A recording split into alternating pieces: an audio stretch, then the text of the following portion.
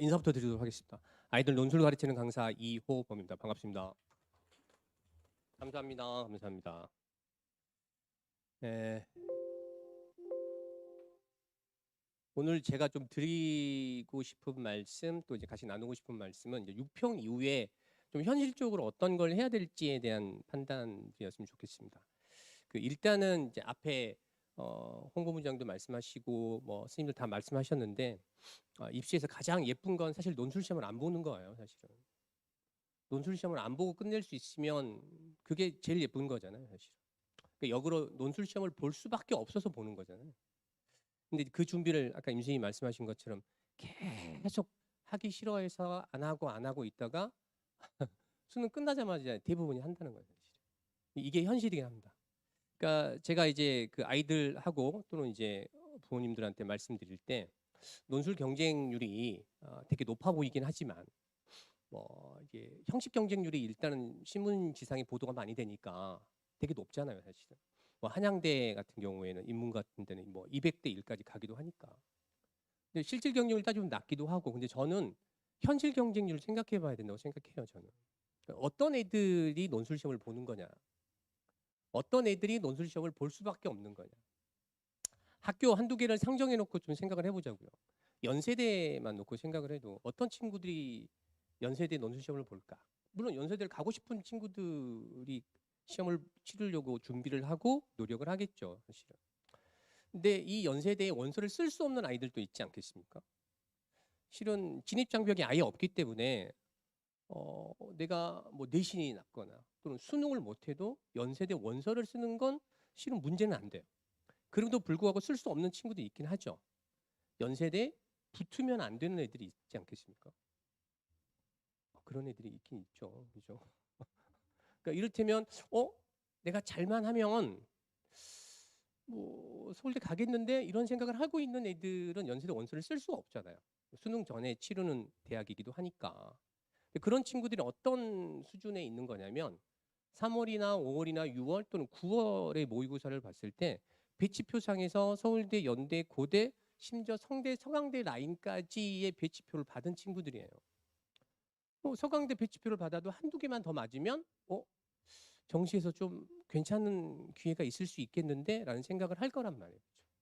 그 여기에 그냥 대충 산술적으로만 생각해도 한 학교당 모집 인원 3,000명씩만 잡아도 15,000명이거든요.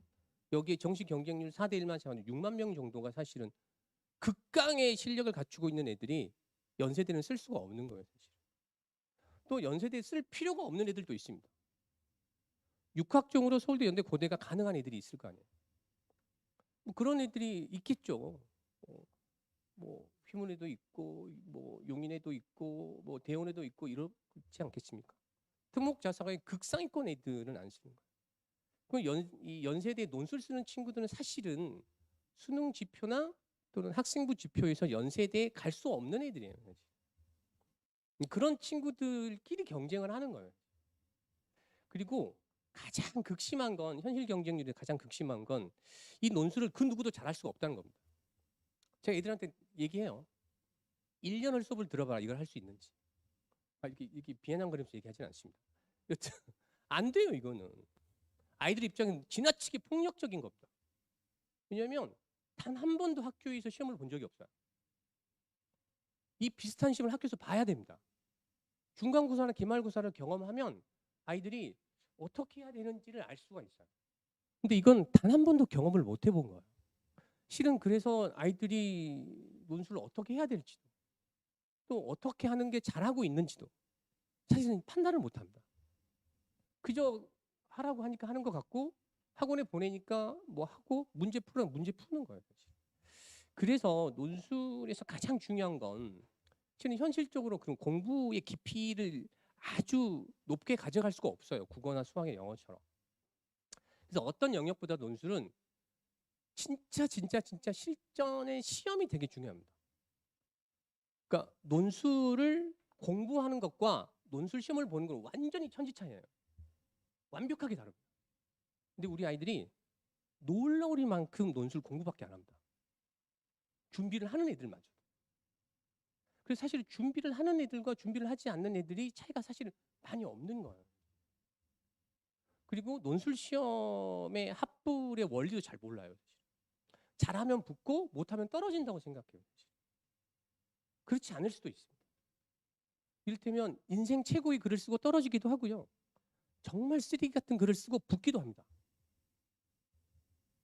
정말 중요한 건 내가 어떤 경쟁 환경에 있을 거냐예요, 사실. 자꾸 왜 이러지? 제일 중요한 게 사실은 원서 쓰는 거예요, 원서 쓰는 거. 저는 다른 선생님보다 조금 심한 편이긴 한데 논술 합불의 한 70, 80%는 원서라고 생각해요. 왜냐하면 이게 학교에서 배우는 게 아니어서 아이들끼리의 실력 차가 많지 않아요. 만날 수가 없어요. 다 같이 못 하거든요. 다 같이 못 해요. 사실은 수능은 제가 우스갯소리 누가 더 잘하냐 게임이라면 논술은 누가 덜 못하냐의 게임인 거다. 이걸 좀 알아야 된다, 제발. 수능처럼 정답이 있어서 열심히 풀려고 하면 답을 찾을 수 있는 게 아니다, 이게. 내가 어떤 경쟁 환경에 선택을 하고 그 경쟁 환경에 합리적인 행동을 하는지가 되게 중요한 거다. 그러니까 실전 훈련을 되게 중요하게 생각해요. 그러니까 아이들이 매번 열심히 쓰려고 해요. 그리고 잘 이해가 안 되면 또 열심히 또 읽어보고 또 읽어보고 국어 비문학을 대하듯이. 근데 국어 비문학 지문은 그 문제의 답이 그 지문 안에 있어요. 그래서 지문을 읽고 이해를 못하면 문제를 풀 수가 없습니다.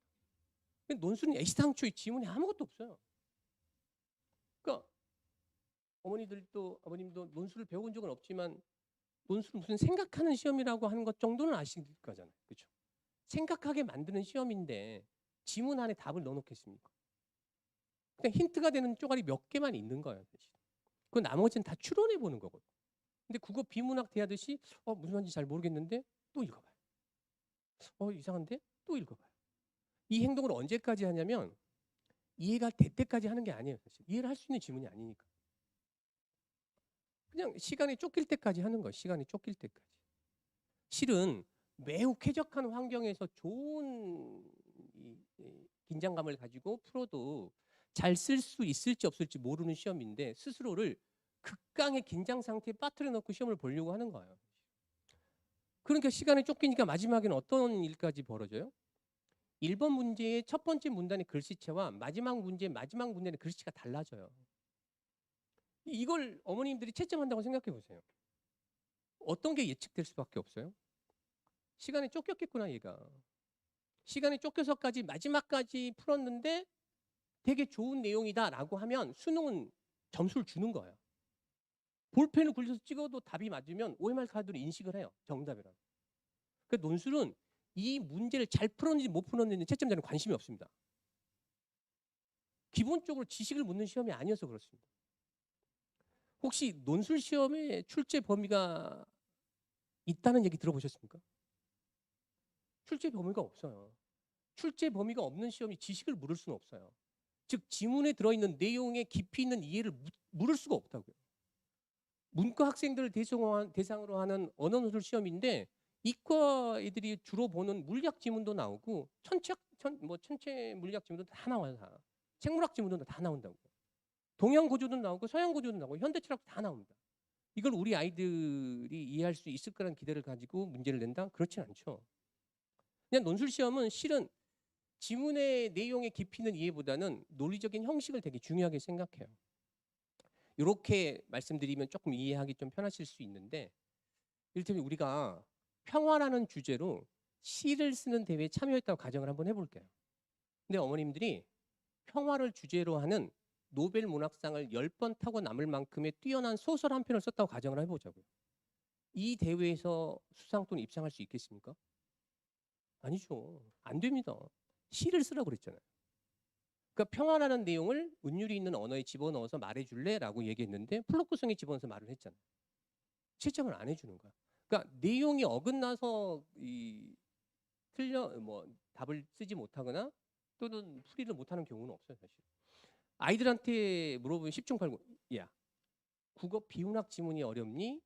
논술 지문이 어렵니? 그러면 1000배는 비문학 지문이 어렵다고 해요. 그 논술 지문은 어려워서 못 읽는 경우는 없어요. 질문에 대한 답을 논리적인 형식을 얼마나 잘 갖추어서 대답할 수 있냐 없냐에 대한 대답들을 잘할 수 있냐 없냐가 되게 중요한데, 그래서 되게 중요한 게 원서의 방향을 결정하는 일이에요. 이를테면 이제 어떤 친구는 6논술을 쓸 수도 있고, 어떤 친구는 4학종의 2논술, 3학종의 3논술 이렇게 쓸 수 있잖아요. 그럼 자신이 처한 상황에 맞추어서 내가 논술로 상향 지원을 한번 해볼 건지. 뭐 수능이나 학종은 연세대를 허락하지 않지만 논술로는 해볼 수 있잖아요. 뭐 이런 쪽으로는 수능 전국 꼴등도, 그리고 저기 학생부 전교 꼴등도, 연세대 논술 시험 보고 붙을 수 있잖아요. 아무것도 안 보니까. 실제로 입시전적인 인물이 아까 홍 본부장님 제자 중에 한 분은 수원대 학생이었어요. 수원대 학생. 1년 내내 논술 공부하는데 어디 학교 다닌다는 얘기를 안 하더라는 겁니다. 연세대 합격하고 나서 자기가 수원대생이라고 얘기를 하더라고요. 그러니까 고3 때 수원대를 갔다는 얘기는 사실 성적이 그렇게 막 아름답은 건 아니잖아요. 사실. 그죠? 그게 한 1년간 열심히 노력을 해가지고 막 어마어마한 사고력이 빵 하고 만들어졌다? 그렇지도 않아요, 사실. 그게 불가능하다니까, 1년 안에는. 절대. 그때 붙을 수 있는 시험이에요, 논술 시험. 남들보다 더 잘해서가 아니라 덜 못했기 때문이긴 하겠죠, 사실. 준비도 잘했고. 그렇죠? 그래서 내가 소신 지원을 할 건지 또는 경우에 따라서는 하향 안정 지원을 할 건지도 생각을 해보셔야 되잖아요. 이를테면 학종의 확률이 매우 높아요. 학교 선생님이 그랬는데 우리 선배들의 입결을 보니까 우리 친구는 여기 대학은 무조건 붙어요, 어머니. 80% 합격. 요 정도. 그러면 논술은 어때요? 당연히 상향 지원해야죠. 그렇죠? 근데 학종 카드도 만만치 않고 6논술 자체를 다 써야 돼요. 그러면 내가 막 경제 경영 좋아한다고 계속 여기 지를 수는 없잖아요. 일단 대학에 라인을 맞추는 게 중요하니까 그때는 되게 안정적인 지원을 해야 되잖아요. 그렇죠? 그러려면 제일 중요한 건 우리 아이가 논술을 얼마나 잘하는지 알아야 될 거 아닙니까? 저는 이게 되게 답답한 거예요. 논술을 원설만큼 비합리적으로 쓰는 경우가 없다는 거예요. 수능 원서도 점수 보고 쓰고, 그리고 학생부도 점수 보고 쓰잖아요. 그러니까 논술은 그냥 욕망으로만 쓰는 거예요. 욕망으로. 경영 다 그렇게 써놓고 실제 공부도 안 해요. 수능은 기출문제 2바퀴 3바퀴 돌려가면서 공부하잖아요. 연세대학교 논술은 2시간짜리 시험을 잘 보면 5학기간 학생부를 철저하게 관리한 친구하고 5개의 수능 영역에서 만점에 가까운 실력을 갖춘 친구하고 똑같은 대우를 해주겠다는 시험이거든요. 그런데도 기출을 다 풀어보지도 않고 시험 보러 간다. 그게 현실이에요. 애들을 탓할 수는 없어요. 어떻게 해야 될지 모른다니까요. 풀이 교과서도 없어요. 그러니까 애들이 할 수 있는 게 거의 없다는 거예요. 사실. 그래서 실은 수능 최저 학력 기준에 대한 판단은 이제 모의고사를 통해서 하는 거니까 아까 임 선생님도 말씀하셨지만 논술 지표에 대한 고민들을 하시는 게 되게 중요하다, 우리 아이가. 근데 우리 아이가 지금 논술을 시작하잖아요. 그렇죠? 이를테면 기초도 안 되어 있는 거잖아요. 근데 이를테면 수능으로 치면 봉투 모의고사를 어떻게 풀어? 뭐 이런 생각을 하시고 계실 것 같긴 한데 일정들을 보시면 그 가장 빨리 여기 논술 준비한 친구가 1월 달에 준비한 친구 있다고 그랬잖아요. 그런 친구 기준으로 하면 그런 친구들은 6월까지 이를테면 수능으로 치면 개념 강의하고 문풀 강의를 끝내는 거예요. 그리고 7월, 8월에 수능으로 치면 봉투 모의고사를 하는 거예요. 왜냐하면 수능은 11월 끝나고 나서 11월 원서를 쓰니까 그렇게 해도 되는 건데 논술은 시험은 10월, 11월에 보지만 원서를 9월달에 써야 되잖아요. 근데 원서 쓸 때 뭘 보고 써요? 우리 아이가 6개월간 학원을 다녔으니까 잘 볼 거야. 저 같은 경우도 이 친구가 숙제를 너무너무 잘해오는데 그러면 시험을 잘 보겠지. 아무 상관없잖아요. 그런 거. 이 아이가 수업을 들은 때 내 수업에 대한 리액션이 제일 좋을 텐데 이 친구가 시험을 잘 보겠지. 쟤는 왜 공부를 안 하지? 라는 애도 붙을 수도 있잖아요. 그러니까 봉투 모의고사처럼 시간에 철저하게 맞춘 훈련을 한 2달 동안 하셔야 돼요. 그 지표를 가지고 요 정도 실력이면 어디 대학을 쓰는 A 대학이 좋겠다, B 대학이 좋겠다. B 대학 안에서도 C 거가 좋겠다, D 거가 좋겠다 판단을 하셔야 되죠. 한 번은 한 외고 선생님이 저한테 전화를 한 적이 있어요. 우리 반 아이들이 당신 수업을 듣고 있는 걸로 알고 있는데 나한테 논술 리포트를 써달라는 거야. 선생님 깜짝 놀랐어요. 학교 선생님이 저한테 뭐 이렇게 업무 하다라는 것도 아니고 왜 나한테 그걸 요구하는지. 근데 선생님이 이렇게 말씀하시고 내가 원서를 써줘야 되는데 나 아무것도 모른다. 근데 너가 제일 잘 알지 않냐. 1년간 가르쳤고 1년간 계속 첨삭해줬고 그러면 얘가 어느 정도 시험을 볼 수 있는지 네가 알 수 있을 테니까 네가 쓰는 대로 내가 원서를 아이들한테 그대로 얘기할 테니까 리포트를 써달라는 거야. 그의 입결 터졌어요 사실은. 소문도 많이 나고. 사실 이렇게까지 해서 원서를 써도 될까 말까 하는 판인데 대부분은 야 너는 수능으로 성균관대나 서강대는 충분히 갈 수 있을 것 같으니까 연세대 한번 써볼래? 이게 원서의 기본입니다. 수능으로 성대 갈 수 있으니까 논술로 연세대를 쓴다? 아무런 관계가 없잖아요. 아무 상관이 없잖아요. 근데 그렇게 원서를 쓰는 거예요 사실. 거기서 좀 버려야 되겠다. 그래서 7, 8월 달에 지표를 좀 만들 필요들이 있겠다. 저는 기초도 안 돼 있다니까요.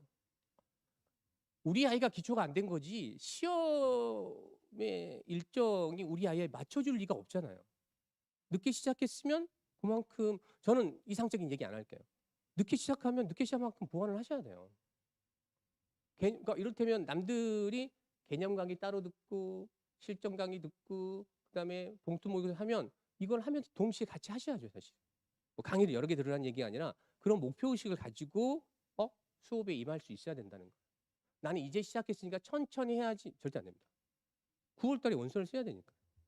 그걸 좀 했으면 좋겠고. 그리고 이제 시험에 적합한 훈련을 하는 게 왜 중요하냐면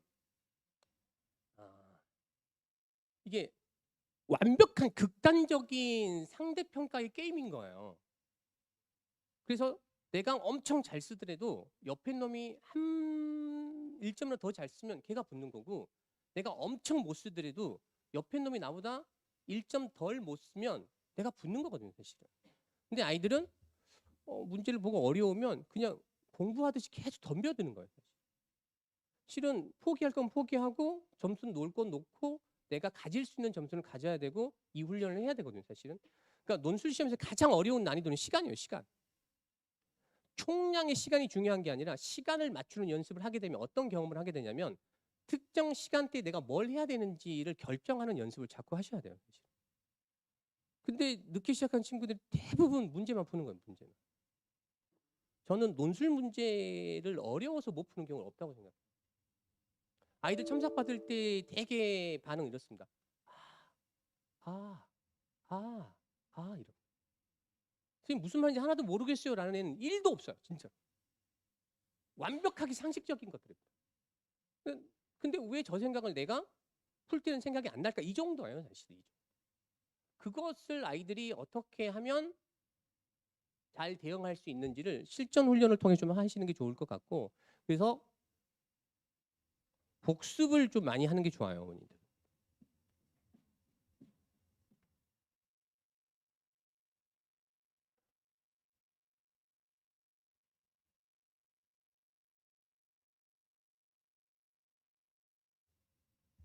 복습을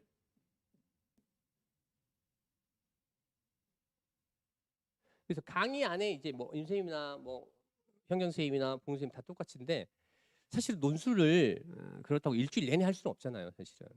학원에 보내실 때 그리고 과제 챙길 때 그때 정도만 계속 반복해서 할 수 있게끔. 실제 논술의 공부량은 사탐에서 가장 내용이 쉽다고 하는 과목보다 더 적습니다. 사실 할 건 거의 없어요 사실. 그러니까 논술은 성실하면 됩니다. 성실하면. 그래서 복습을 좀 많이 하시고 아이들은 지겨워할 테지만 실은 단기간에 실력을 늘릴 수 있는 가장 좋은 방법은 같은 문제를 여러 번 풀어보는 겁니다. 같은 문제. 실제로 한 학생은 하루 동안 저한테 8시간에 걸쳐서 7번 첨삭받은 애가 있어요. 다시 쓰기를 7번 한 거야. 그러니까 어마어마한 애. 그리고 나서 집에 가면서 저한테 선생님 조금 알 것 같아요 라고 했어요. 똑같은 문제를 7번 푼 거예요. 좀 오래된 얘기긴 한데 걔가 그해 고려대학교 논술 수석했던 애입니다. 그러니까 얘는 그러니까 요 논술 시험은 한 번 원리만 깨달으면 진짜 아무런 준비 없이 펜 하나만 가지고 그냥 시험을 볼 수 있는 거예요. 그래서 복수 합격자들이 생각보다 많습니다. 이 학교의 문제를 풀 수 있으면 저 학교도 풀 수 있고 다른 학교도 풀 수 있는 거예요, 사실. 그죠? 그래서 조금 원론적인 공부에 조금 더 집중해 주시면 좋을 것 같고 원서를 쓰기 위한 준비도 좀 미리 좀 해주실 게 필요하다. 그래서 6월까지는 조금 그런 개념 학습들을 할 수 있는 시간이라고 하더라도 7, 8월에는 기초 공부도 해야 되지만 모의고사 시스템에 기반한 그런 지표 산출하는 경험들을 하셔야지 좀 도움이 될 거다. 그래서 제 시간표 마지막으로 말씀드리고 오늘 말씀 정리드릴 건데요.